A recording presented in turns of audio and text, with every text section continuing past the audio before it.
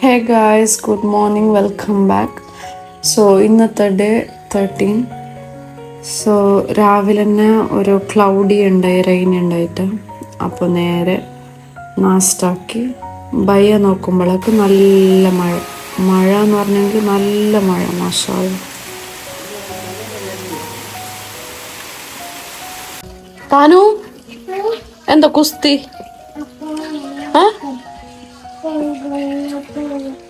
താനു എന്ത് കുസ്തി?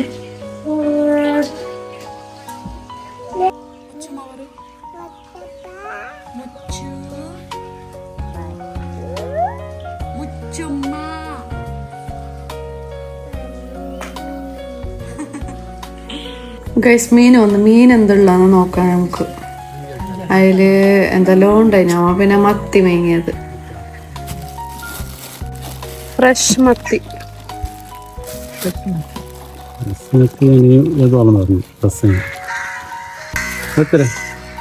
അപ്പൊ ഒരു കൊട്ട മത്തി കിട്ടി.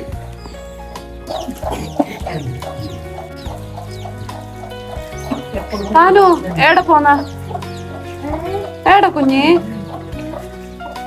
എന്നെ കൂട്ടോ? അമ്മാനെ കൂട്ടോ?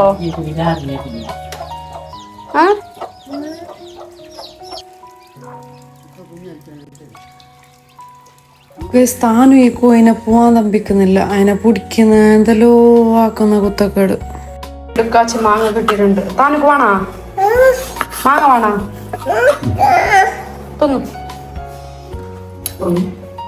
ഗൈസ് ഇന്ന് നമുക്കൊരു ഫിഷ് കറി ഉണ്ടാക്കാം. അതിന് വേണ്ടിയിട്ട് ആദ്യം ഒരു ജാറിൽ മുളക് വാഷാക്കി ഇടണം. അതിനകത്ത് കുറച്ച് പുളി, എത്ര പുളി, then turmeric powder, soda, coriander. Okay, bus. Add some water. Okay, let's grind.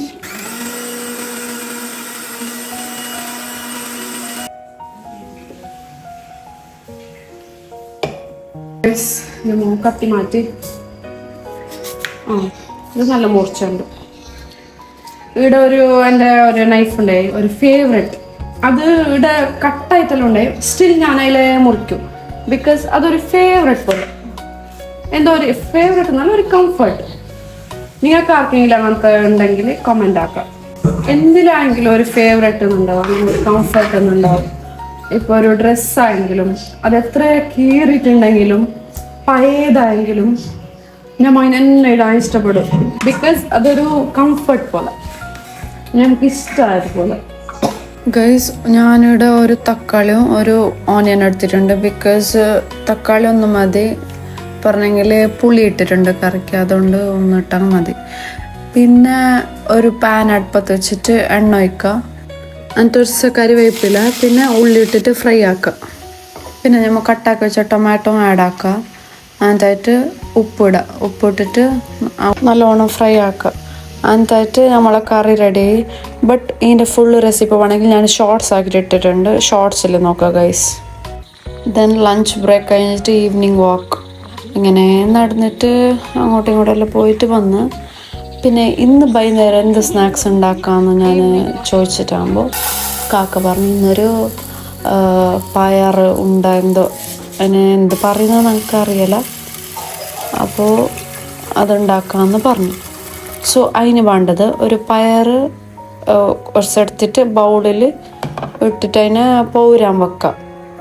എന്നിട്ടായിട്ട് കുറച്ച് കഴിയുമ്പോഴേക്ക് അതിനെടുത്തിട്ട് കുക്കറിലിടാം.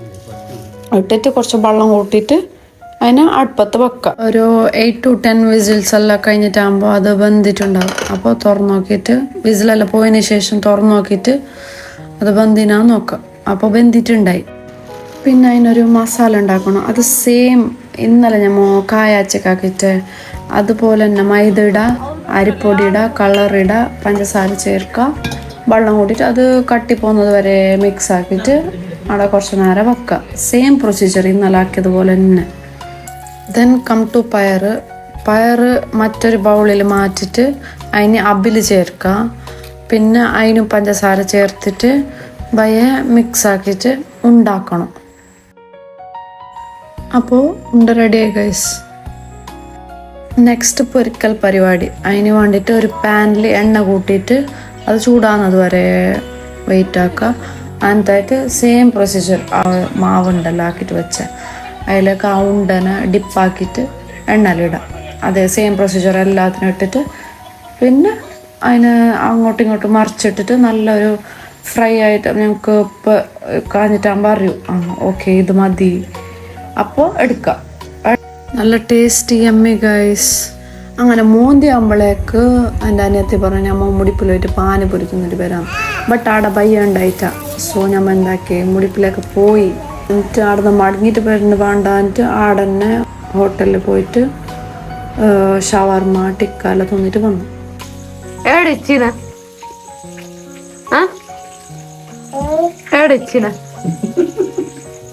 അപ്പോൾ ഗൈസ് ഇന്നത്തെ വ്ളോഗ് ഇത്രയേ ഉള്ളൂ. ഇഷ്ടപ്പെട്ടെങ്കിൽ ലൈക്ക് ചെയ്യുക, ഷെയർ ചെയ്യുക, കമൻറ്റ് ചെയ്യുക, സബ്സ്ക്രൈബ് ചെയ്യുക. സബ്സ്ക്രൈബ് ചെയ്യാത്തവരുണ്ടെങ്കിൽ സബ്സ്ക്രൈബ് ചെയ്യുക. പിന്നെ അടുത്ത വീഡിയോയിലേക്ക് വെയിറ്റ് ആക്കാം ഇൻഷാ അല്ലാഹ്. Take care. Thanks for watching.